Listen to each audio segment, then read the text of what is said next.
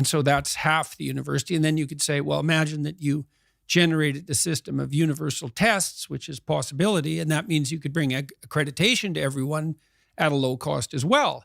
And that's that. The university's online. But that presumes that you know what the university is, and you don't. Because, well, here's some other things the university is. An excuse for a credible excuse that's socially sanctioned for young people who have not yet established a career goal to adopt an identity of upward striving for 4 years away from their parents while they meet a new group of friends.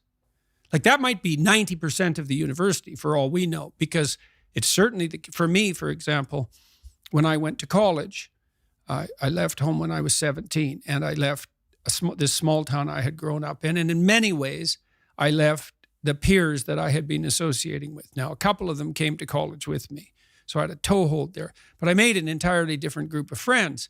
And they were friends whose goals were quite radically different from the friends that I, let's say, in some sense, left behind. Well, the reformulation of my peer network might have been the most important part of the first part of my education. Now, I was fortunate at this place. It was called Grand Prairie College. I had 7 professors, 7, which is really good, who really loved to teach. And so I also learned a lot in the formal sense.